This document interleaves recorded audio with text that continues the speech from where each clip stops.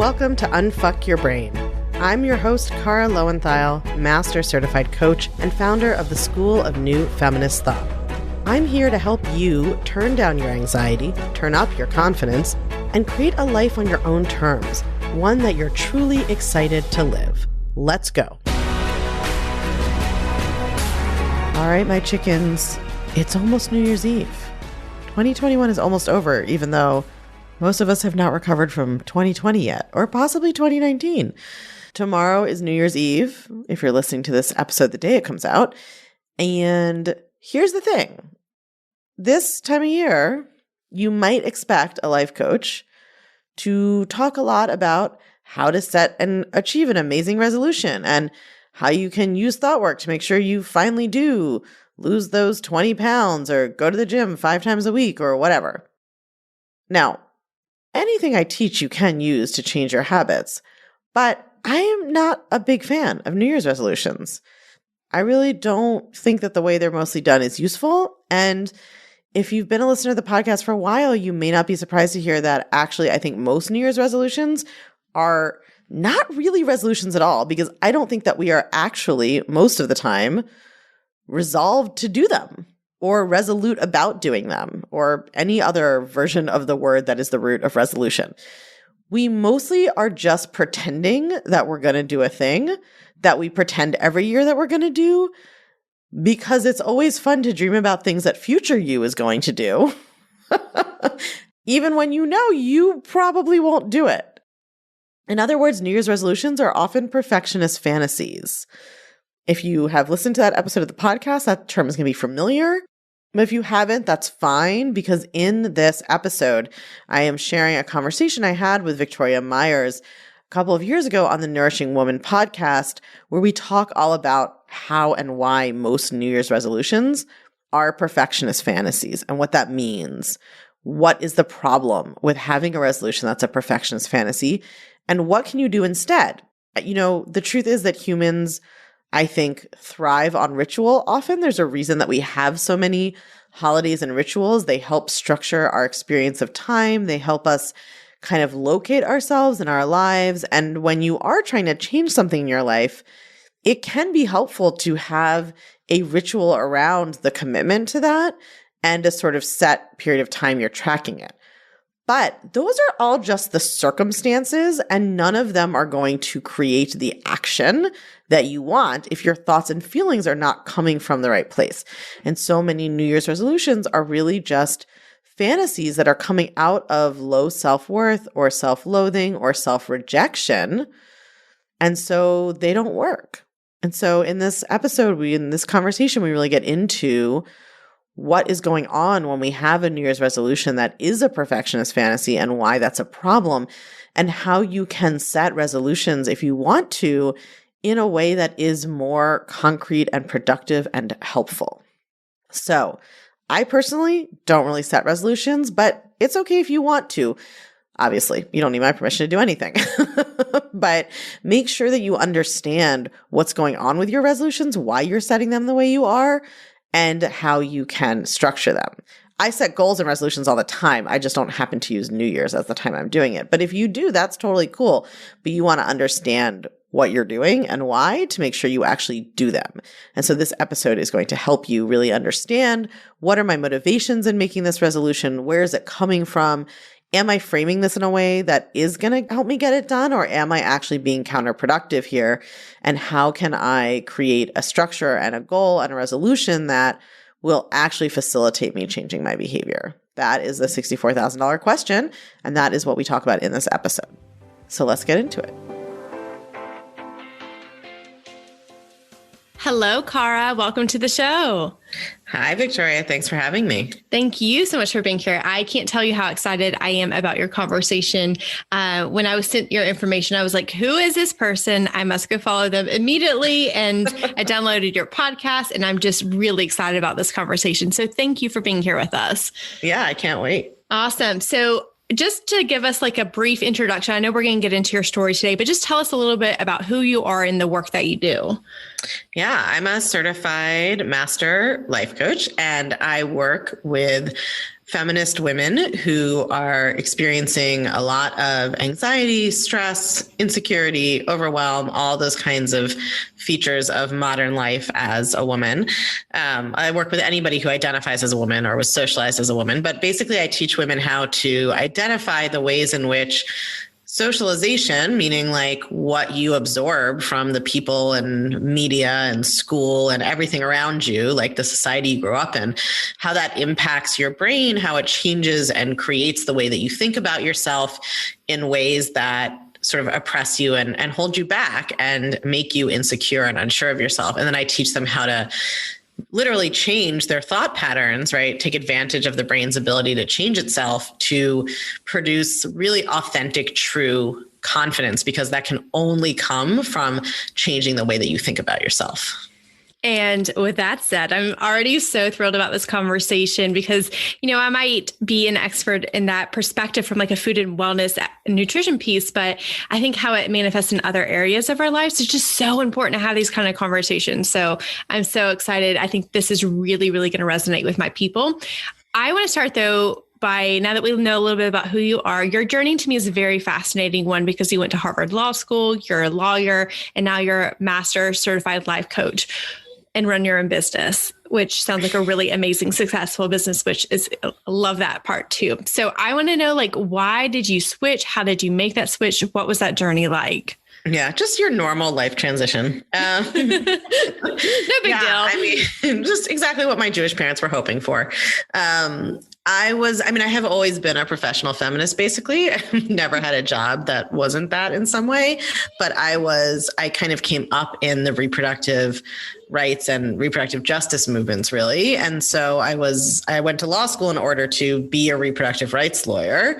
And I did that. I sort of accomplished that goal. And I had a very kind of prestigious academic and legal career. And the reason that I mentioned that it was prestigious is that it was sort of this very powerful experience of rising to the top of a field, accomplishing the things that I thought would make me feel proud of and good about myself, right? Like first getting into Harvard Law School and then graduating with honors. And then like, okay, well, maybe if not feeling good about myself and like, all right, well, maybe if I could just get like a clerkship, that's the first kind of selective thing after law school. And then, I got a federal appeals court clerkship, which is the selective one to get. And then I still felt insecure. I was like, okay, well, I'm sure once I like get the one fellowship in the country in my topic area for the year, then I'm going to feel smart and good, right? It was like continually setting these really high achievement goals, accomplishing them. And, after, you do that once and it doesn't work and you're like, all right, maybe it's the next one. You do that 4, 5, 6 times, like, and then I went into academia, which is even more selective. Like I kept doing that. And eventually you have to start to be like, I don't think accomplishments are going to make me confident. Like there's a gap here. This isn't making sense. I was told this is the way to, become confident and feel good about myself, but it's not working. So I had always been interested in psychology and self-help and really philosophy. Like I consider what I do to be kind of philosophy in its own way. Like philosophy is always what is life about? How can we live it better? What is meaning? How do we create it? So I've always been interested in those things. And then I think once I had spent enough time in the legal field and gotten all those brass rings and still felt terrible about myself all the time and, still had a lot of disordered eating going on and still hated my body and still always felt like an imposter and people were going to figure out I wasn't really smart enough, like all of that. I just, finally was like, this is not something I have to take a different approach to this. And I happened to find, I think I found my teacher when I was ready to hear it. And she's a life coach. Her name is Brooke Castillo. And so her work really kind of opened the door for me. And I felt like taught me, I'm sure someone had said to me before that your thoughts are what create your feelings, but I just hadn't really understood. And so when it came around again and I was ready for it, it just blew my mind open. And then one thing leads to another, and all of a sudden you're quitting your law teaching job to become a life coach.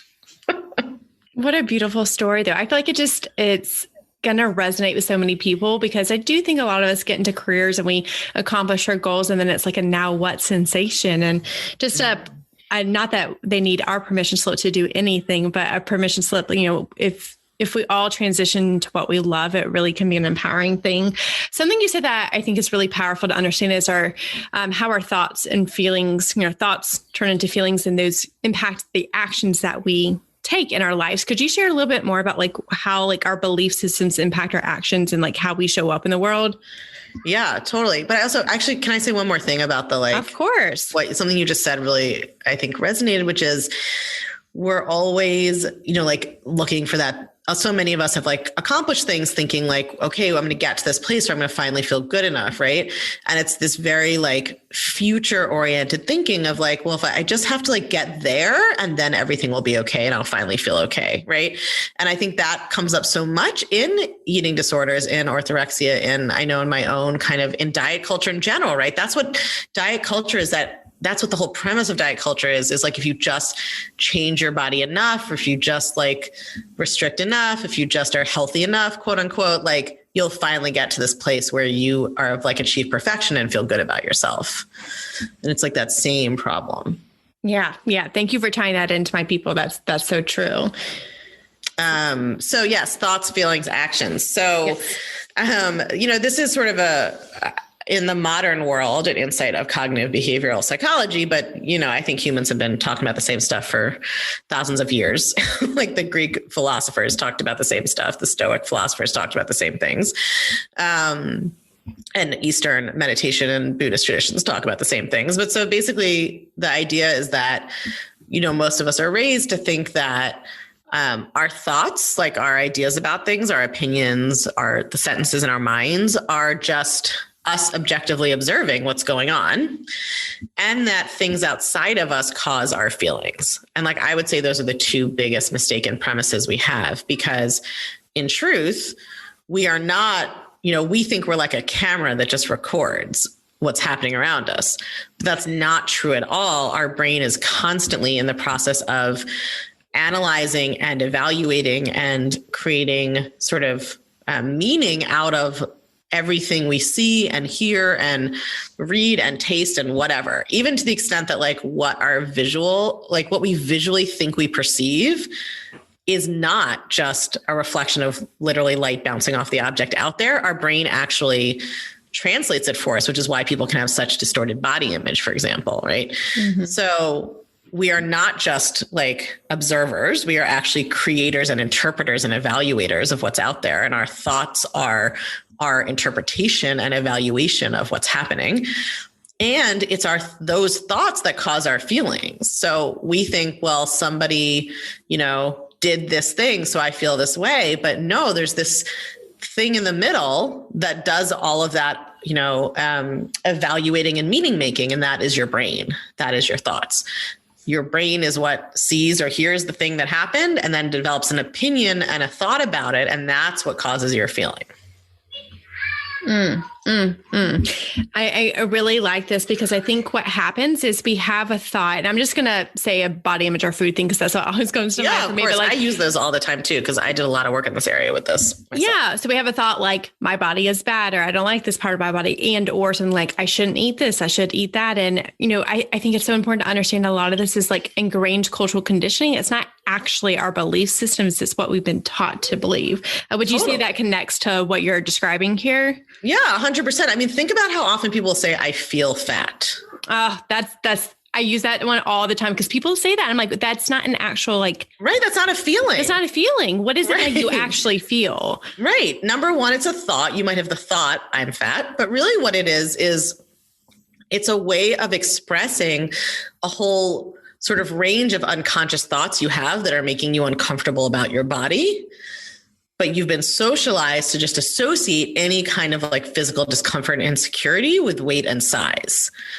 And so that's how you express it. So absolutely. I mean, I think it's so fascinating, looking at our bodies. I think it's actually a really deep level of this work, because the first level of the work is understanding that when you look in the mirror and see your body, and then you have a thought my thighs are disgusting, that's not an objective observation.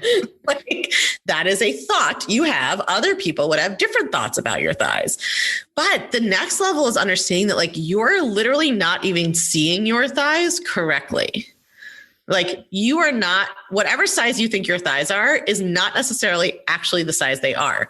Like your thoughts about your body literally will impact what you see, what your eye will focus on, what parts of the image your brain will like bring into hyperfocus for you and tell you to pay attention to, right? Like what you will, there's a million little bits in an image, like what you'll focus on, what you'll see, how you'll see it proportional to the rest. And I'm not just talking about people who have like a diagnosis of body dysmorphia. We all have this to a lesser extent, but when you start to look different to yourself when you change your thoughts about how you look.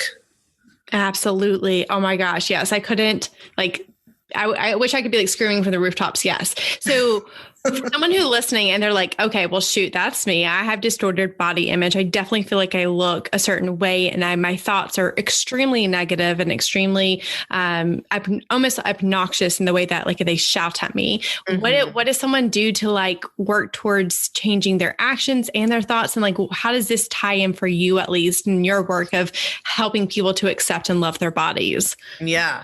So I think that with everything, the way that I teach, I like to teach like there's the kind of theory and concept to help you understand why your brain is this way. And then there's what are we going to do about it?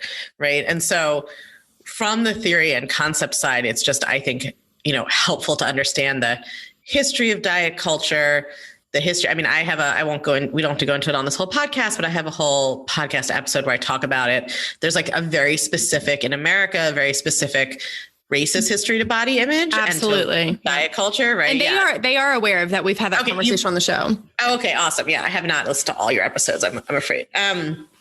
So like just thinking from that perspective, right? Like it's one thing when you think, oh, thinness is just objectively attractive, right? It's another thing when you think, oh, women's magazines made this up in 1835 to justify slavery. It's a very different background, right? To the idea, to like, why do you even have the idea that thin is good in the first place?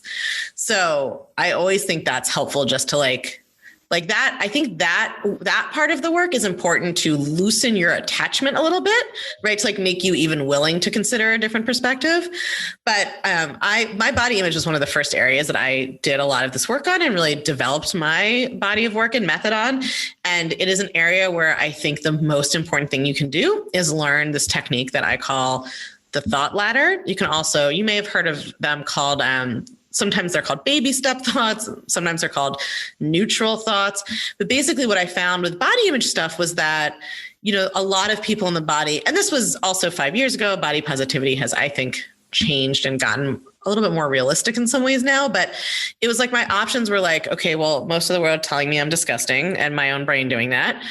Or there's people just being like, love your body. And me being like, I'm a far away from loving we're not even in the same zip code right now. Like that is not a feasible solution to me right now. And so I really used a lot of very neutral thoughts. So the example I always give, but which I will give forever because I just think it's a really useful one, is like, I used to have a lot of thoughts about my stomach, a lot of very negative thoughts. And I was totally one of those people, like when I say, I just want all your listeners to understand, I get it. Like, I'm not saying I occasionally felt bad about myself. Like I'm saying my brain was preoccupied all day, every day for 25 years, thinking about what I had eaten, what I was going to eat, if I was going to work out, when was I going to lose weight? Why was I too fat? Why was my skin like this? Why was my hair frizzy? When was I going to finally like get it right and be happy for it? Like all the time. So I had a lot of negative thoughts about my stomach. And so the thought I started practicing was, this is a human stomach. That's it. The beauty of a neutral thought is that you cannot argue with it, right? So much of what happens is when we try to jump from a negative thought, like my stomach is disgusting, you try to jump to my stomach is beautiful. Your brain is like, I have 37 objections to that. I'm going to tell them all to you right now, right? And you don't believe it, so you don't get any emotional payoff. Your brain is just a big dopamine reward loop. Like, it's just like training a puppy. Like you got to give it a treat. or else it's just not going to practice what you wanted to practice. So you don't get any emotional payoff or any relief when you try to believe something that's too far that you don't believe, and then you give up on the whole project. Whereas if you're thinking my stomach is disgusting, and then you practice every time you notice that happening, thinking this is a human stomach, number one, you're occupying your brain. It literally can't think two things at once. So if you just repeat that like a little mantra, it just gives your brain something to do. Number two, it's not going to feel amazing, but it's going to feel slightly less terrible.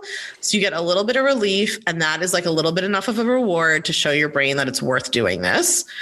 And three, you really can't argue with that as much. Of course, your brain will still have negative thoughts, right? I'm not saying that when you practice a neutral thought, all your negative thoughts disappear. This is like a practice over time.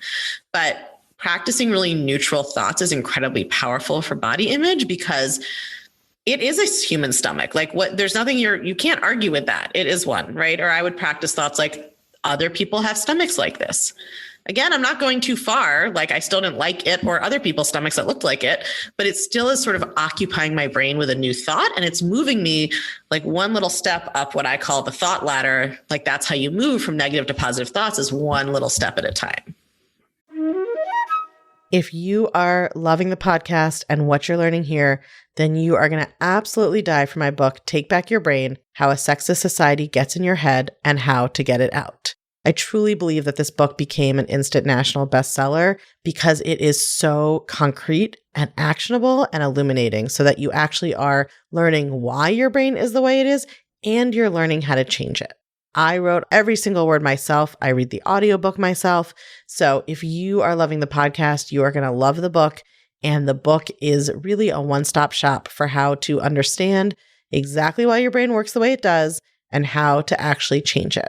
You can get it wherever books are sold, and you're going to be able to take this work so much deeper and learn so many new concepts and tools and exercises that aren't part of the podcast, because that's how publishing contracts work.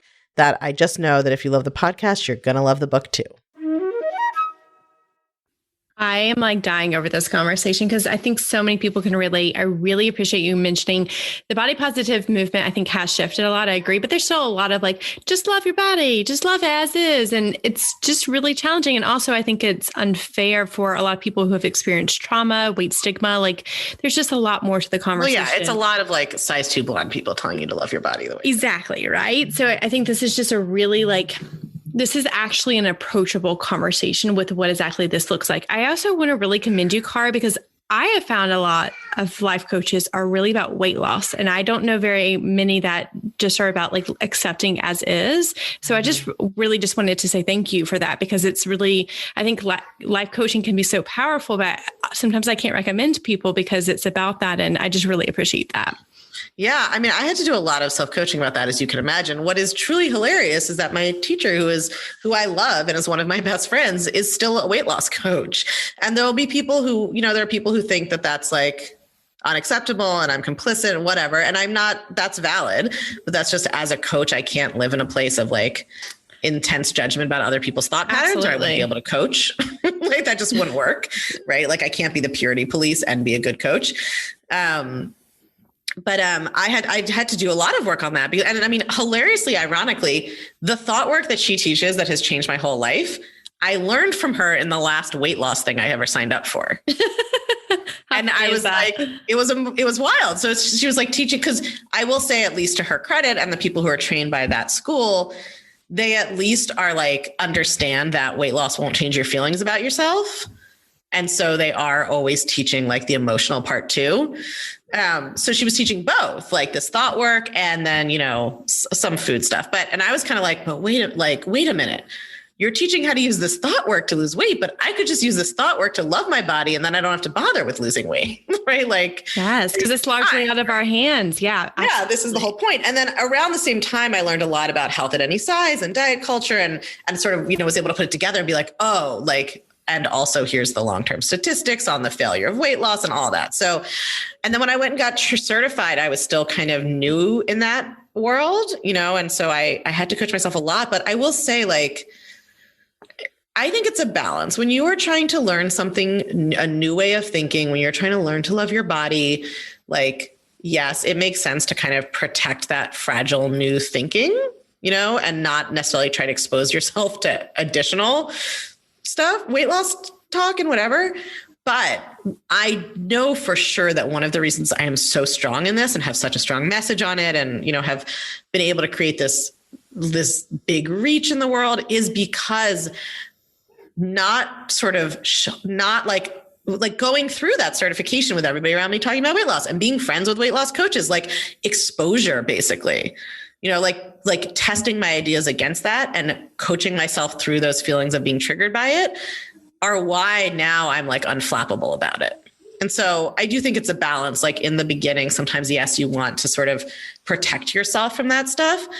But the truth is, like, you can't stop the world, not right away, and I do think sometimes the way that we talk about any kind of oppressiveness around us, we sort of like encourage people to try to control ever seeing any of it, which I don't think you end up feeling strong. I think you end up feeling afraid.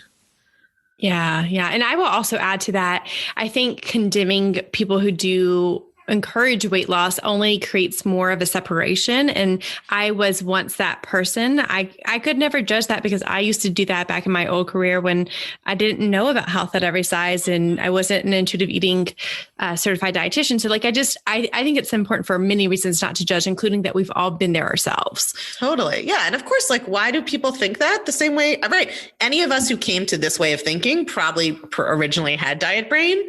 So we can totally understand it.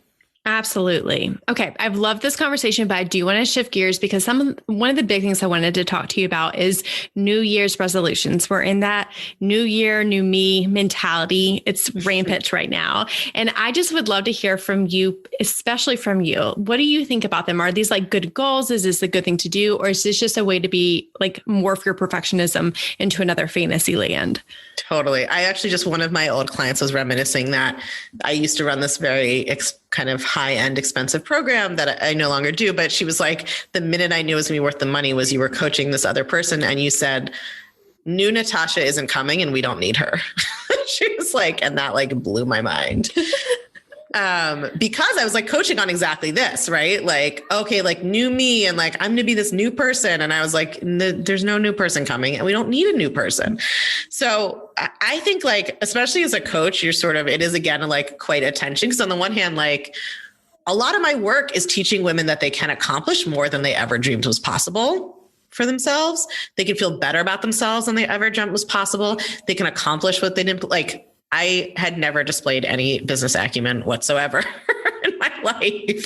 And I had no experience and I quit my law job and I, made 7 figures as a coach in my first 3 years. Like it's not normal. It's much more than I ever believed I could. It's only because of these coaching tools. So I am never like against women setting goals or anybody setting goals, but I 100% do think that especially around the new year, and any kind of resolutions that have to do with weight or exercise or like having the perfect morning routine. Like there's this weird fetishization of morning routines. There really is right now. Why are people so obsessed with it? It's so weird. I think it just is that wellness world where like it seems so idealistic, but the truth is a lot of us are like running around crazy. I mean, I think there is a balance between those two worlds, but it is a very much I definitely don't right think now. Like waking up and doom scrolling the news first thing before you get out of bed is not a good morning routine. I agree, but I do think it's just gotten like weirdly fetishized. Anyway, well, whatever. I could have a whole thing about that.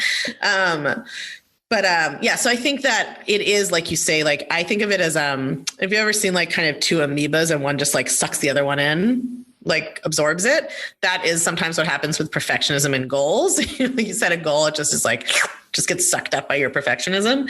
So the way I kind of teach it, it's sort of two different things. Like on a conceptual, philosophical thought work level, what I teach is you have to understand what your reason is for setting a goal or making a resolution.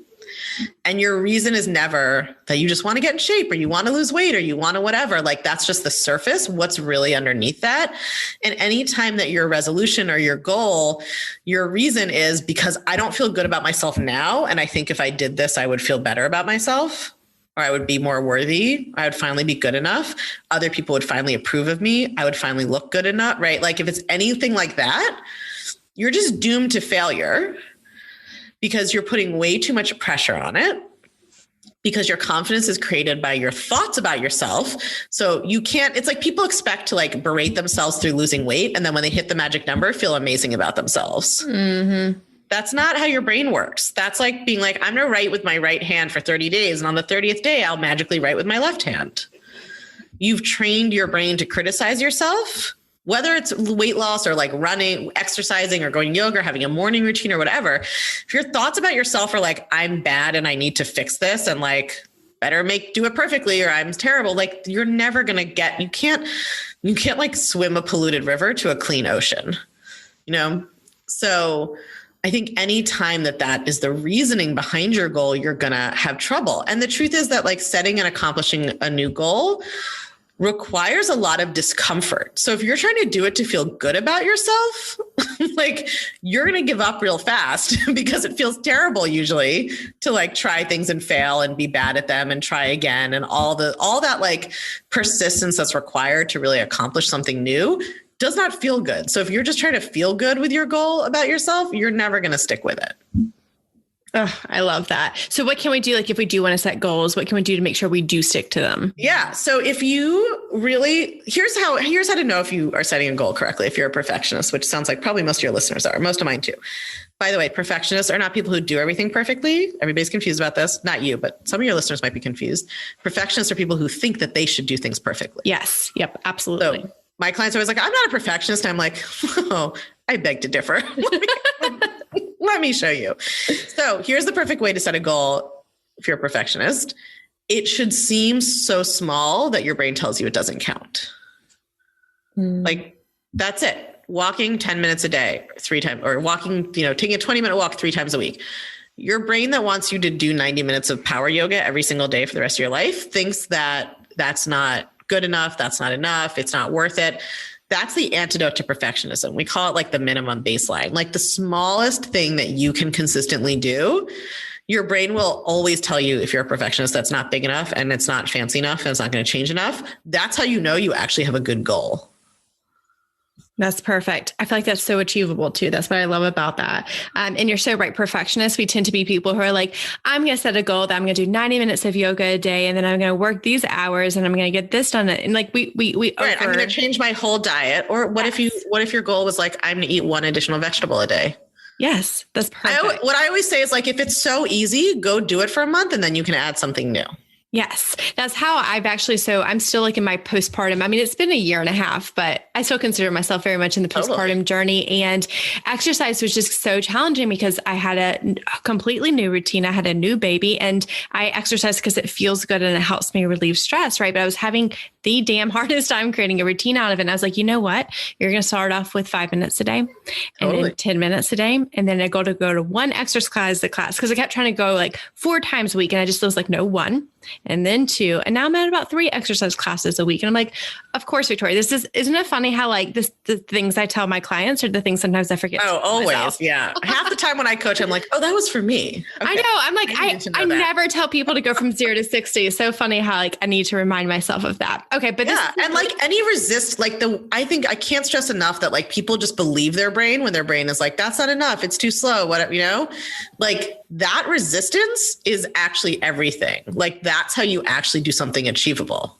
Oh, that's good. I'm going to write that down. Okay. So helpful. Thank you so much. Another thing I wanted to ask you about, I'm actually really curious about this one. What are women empowerment sayings that are doing a disservice to us all? I can't wait to hear your response. Yeah, I have a lot of feelings. I just can't. I'm like, wait, which ones? I want to know. So many. Well, I definitely think just love your body. We've already kind of talked about why that one's not useful. Like, yeah, if I knew how to do that, I would. Thank you. Right? Like how? I think fake it till you make it is a really common women's empowerment strategy that's completely stupid.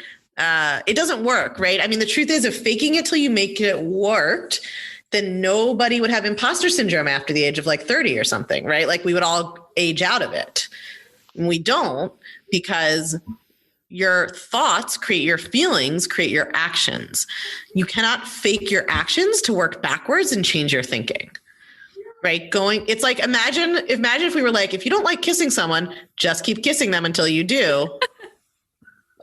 That's not how that works. Like you can't kiss someone to make yourself like them. That's not how it works. The action doesn't cause the thought and the feeling. So I think that, and I understand, like, I think that it's still shocking to me, but a lot of the world doesn't know that your thoughts cause your feelings, cause your actions. So we're all just kind of grappling around for some kind of advice. But I think that sort of fake it till you make it is really, it's just so unhelpful. And it doesn't do anything to relieve the stress and suffering that people are experiencing. And it doesn't help them. I have, clients who are CEO. I'm a CEO, but like who are clients of CEOs of big corporations or like running multinational conglomerate. I mean, you can fake it. You can fake confidence your way to the top, but you're still going to not feel good about yourself when you get there. It's not going to create any true confidence. So that's one of my least favorites. You got any others for us? That was so fascinating. I couldn't agree more. Let's keep going. Keep going. They will not be quite as diet culture related, but you have to like tell people what your needs are so they can meet them. That I think is terrible advice. That advice should be try to control everyone around you and what they do to feel okay. Which when you say it that way doesn't sound so empowering and so nice, right? Like I really I think that humans are already predisposed to try to control everyone around us in ways we can't. And I think this totally does relate to diet culture, because I do think that like women, one of the reasons that women develop more eating disorders, I think, is, of course, we get much more messaging about our bodies and our value and worth being about our size and our appearance and, the patriarchal socialization, all of that. Totally. Also, I think that people turn to the things they can control to deal with what they can't control. And as a woman in kind of a patriarchal society, you are often told and often feel that a lot of things are outside of your control. And so you turn to kind of the things that are within your control. And all humans have trouble with this, but when you tell someone what your needs are so that they will meet them, you're telling yourself that you can't feel emotionally secure or okay unless someone else behaves a certain way. And that is actually incredibly disempowering, right? A lot of the suffering in human life, I think, comes from us mistakenly believing that the way to feel secure is to control things outside of us, like other people, like our body, like our weight, like what we eat. I'm counting that as kind of outside of us because it's about like actions, right? Or things that we can't really totally control. And then hoping that will translate to the feeling of safety and security. But that's never how it works. And what you see with people it's just like orthorexia is a perfect example. You don't start to feel better and better, right? You start to feel worse and worse. Like I always think of like somebody, like imagine somebody who's like a total germaphobe, right? You can like lock yourself in your house. Okay, now I'm in my house. Now I should feel safe. But no, all you've done is teach your brain to be afraid of germs. So now you're just going to start freaking out about like, well, I don't know, there might be a tiny crack in that window and one could get through there. Like that's how the human brain works. So the more that you try to tell other people what to do and control them to feel okay, the less okay you're going to feel. So well said. Okay, I have one for you I want to hear your thoughts on. Yeah. Know your worth. Oh, yeah. That's always my third. That's a classic. So I think that comes up the most in kind of, both relationships and financial, actually. It's not just financial. I think that this is terrible advice because especially when it's given in career situations, like this is often given around finances, like when you're asking for a raise or if you're pricing for your clients to like know and charge your worth. But what it does is link up to things that aren't connected, which are your intrinsic worth you just have as a human and what this other random person in question is willing to pay for your labor or skills, right? Those are two totally different things. And I think that one of the reasons, like, women are worse at negotiating for raises for many reasons, not because there's anything wrong with us. It's how we're socialized, how we're taught to think about money, but also because advice like this that's supposed to sound empowering, if you tell yourself that whether or not you get a raise is a measure of like whether you are worthy or whether someone else sees your worth, and then you're like already super emotionally agitated going into it. Whenever you put your worth as a human on any conversation, you are going to be incredibly anxious and stressed out about it. And that's true whether it's like a relationship conversation, right? Or a financial conversation. So yes, I want women to know that they are worthy, of course, but you have to create your own belief in your own worthiness by changing your thought patterns. Like that's the only way that's going to happen if you didn't grow up with an intact one, like a lot of us didn't. And it's not going to come from controlling other people. And if you try to have conversations about what you want, right? Like it actually goes back to like wants versus needs, because a lot of things that we call needs are just things we want. And that's okay. It's okay to want a partner who acts a certain way, or it's okay to want a job that pays a certain amount. You go in there, give it your best shot. If the other person doesn't want that also, whether it's your boss or your partner, now you know that, and you can think about whether you're going to stay or if you're going to change jobs or if you're going to break up or whatever. But when you make your worth all mixed up in that, then you get stuck in this crazy cycle where like, if you decide that you have to know your worth in your relationship, and that means getting your partner to act a certain way to show they know that you're worthy, now you actually are going to be stuck with them. You're going to stay in that relationship constantly trying to change their behavior, because now you put your worth on the line. Now you're trying to get them to you've got your worth needs to be proven. And so you actually get more sucked in to staying. This happens with jobs also. So the advice just has like the opposite effect of what it's supposed to. Yeah. I think that is so incredibly true. And one of the things when we are talking about self-worth on the podcast, one of my questions back to you is, well, then what should our self-worth be dependent on, if anything at all? I think nothing. I mean, I really am very, both very absolute and very pragmatic. Like, I'm like, listen. I love that about you. I mean, human worth is a made up concept, right? It's all made up. It's all just human words. Like, I don't think my cat has an idea about cat worth. It's oh just my God, I'm dying right now. It's just made up. But here's the thing. I think if it's made up, but I have never seen a good argument for why like it might be different between people. Like, I think it's made up and we get to decide, do we want to believe everybody has inherent worth or nobody has inherent worth? Well, I would just rather believe everybody has inherent worth. That seems like I get much better results from thinking that. Yeah. Right. And the problem is that all of us have decided that our worth is conditional on various things. But I mean, I often do this exercise when I'm coaching someone about this, which is so fascinating. Brains are so weird. When you start studying your brain, you just realize that it's completely like bananas, that you have been believing everything this thing says to you because it's so irrational. So I will sometimes do this thing with people where I'm coaching them on it, where I ask them if like a baby has inherent worth. And most people say yes. I'll be like, okay, a 2-year-old, a 3-year-old, they have inherent worth. And then we just keep going and everybody has a different point at which all of a sudden they're like, nope, now it's conditional. It's so weird. It's anywhere from like 23 to like, I had somebody once say 6 months in utero because she had absorbed a twin in utero. And she had been like subconsciously judging herself from that point on, basically. Like retrospectively, she didn't have conscious, she wasn't doing it when she was 6 months in utero, but like, it's wild. And and for almost everybody, they then can like connect it to something that happened in their life. And then they start to see like, oh, that just happens to be the moment at which somebody first suggested to me that I might be unworthy. Absolutely. Right. That's where that comes from. Yeah. I wrote down worthiness should not be conditional or dependent. And I couldn't agree more. When people ask me, okay, well, what should I make my self-worth based off? I'm like, nothing at all. Like, right. You're not like, actually, it should be based on how much calcium. But like, you are worthy, like really random things, right? Just to show how silly it is. Like, think about in a different society, they could have been like, well, worthiness is based on how many goats you have. Your analogies are great. I'm like cracking up over here. The cat one got me good, but it's so true. That's why it's so great. It's just like, well, yeah, my cat's not over here like contemplating its worthiness. So why am I? And think about how you feel about your cat, right? My cat does nothing to earn his keep. And in fact, he's actively annoying half the time. So true. So true. But I still love him unconditionally, right? Absolutely. I mean, actually, pets are a really powerful example when somebody's struggling with unconditional love for themselves or for a partner or for someone else. Think about yourself the way you think about your pets. You're not like, well, that cat could stand to lose a few pounds. I would love him if he was a size 2, right? Like, no.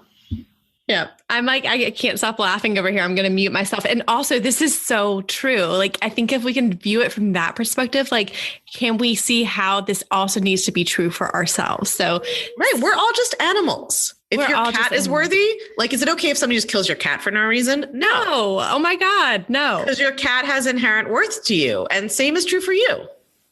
This is beautiful. I love this, Cara, so much. You are incredible. I know everyone listening feels the same way I do right now. I have a huge grin on my face. I just feel like really like not empowered be a silly word. It's just like, I feel like this is like such a nurturing conversation. So like, we need to know everything about you. Where can we listen to you? Tell us about your podcast, Unfuck Your Brain. And also I want to know about your coaching community too. Yes. Here's my address. Everybody can come snuggle me. Not during a pandemic though. My podcast is called Unfuck Your Brain. You can find it anywhere you ever get a podcast, basically, or unfuckyourbrain.com. And the Clutch is my feminist coaching community, which is my favorite thing in the entire world. It's basically a membership program where you join and I teach you, and it's, month by month. And I teach you, number one, how to coach yourself, like a basic process for understanding exactly what we talked about today. Like, how do you differentiate between your thoughts and like objective reality? How do you figure out what you're thinking and feeling and how it's making you act? How do you change what you're thinking on purpose? It's like all those basic life coaching kind of thought work tools that you need, but then you also can kind of dive deep into whatever topics are, like an area for you. We do a lot on body image. Obviously, that's one of my big things. And it is a health at any size, friendly community. I don't ban talk of weight loss because that would be very antithetical to my whole, thing of like you manage your own mind, but I don't coach on it. And most people are drawn to me because of my health at any size, non-weight loss, non-diet talk. So there really is not much of that at all going on. It's really focused on body image, neutrality, then positivity, relating to your body differently. And then, money, work, relationships, dating. I mean, there's a million areas, obviously. Yeah, because this affects like area. Every area of your life. And that's the thing. It's like people also sometimes, I don't think it has as much of a stigma as like therapy used to with coaching, but people still sort of sometimes I think like, well, they should just be able to figure it out themselves, or like if you need help with it, there's something wrong with you. We don't think there's something wrong with other people. We just think there's something wrong with us if we need help. And the truth is like being a human is nuts. Like you're just born. Nobody gives you a manual. Nobody explains how your brain works. Nobody explains like how to change your life or how to get what you want in life or how to create it. You're just like set free and you're supposed to figure it out. And it's just impossible. When I found this work, I was like, oh my God, this is the secret to life. Like, why did no one ever not teach me this before? So that's why we have the Clutch, so that you can skip that part and just learn it. And I couldn't agree more. I think we all deserve to invest in ourselves and have that. Like you said, it's not that our world is just not set up for success for us. So why not create that for ourselves by investing and getting those tools, that coaching ourselves. So I love that. I'll make sure to link to all of that in show notes because you are absolutely incredible, Cara. I do want to leave out, I mean that I'm very into this conversation, but I do want to leave off asking a question I ask every guest that comes on the show. Our philosophy here is wellness without obsession. And I would love to hear, like in this exact season of your life, how do you personally practice wellness without obsession? Yeah, I have been working a lot on doing less and creating more space in my life. So it's not even like, it's not food related. It's not movement related. It really is like, I have been, you start a business, there's like a hustle period, which I think is kind of necessary. I don't think you can get something big off the ground without some hustle in the beginning, and that's okay. But there's like a transition that needs to happen. And I think I have been really working on creating spaciousness in my calendar, in my emotional life, like calming down, slowing down, really being in the present, which is like, I mean, wellness is the way that we sometimes pursue it. It's like, we're trying to like work our way hard towards this towards health or something, like some place so we can enjoy our life, but we never get there because we're always trying to like work to it. Right. And so to me, like true wellness is really just being present in your present moment and not believing that you need anything else to be okay where you are. And so that is what I am practicing as always. That was beautifully said. Cara, thank you so much for sharing. And thank you so much for being here today. Thank you. This was great. If you're loving what you're learning on the podcast, you have got to come check out the Feminist Self-Help Society. It's our newly revamped community and classroom where you get individual help to better apply these concepts to your life along with a library of next-level, blow-your-mind coaching tools and concepts that I just can't fit in a podcast episode.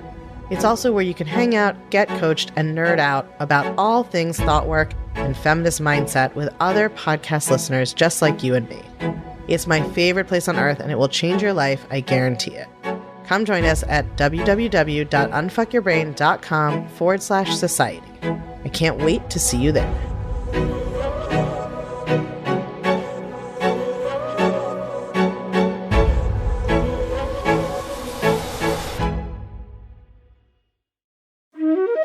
Did you know that Take Back Your Brain, my first book, is available on hardcover, ebook, and audiobook?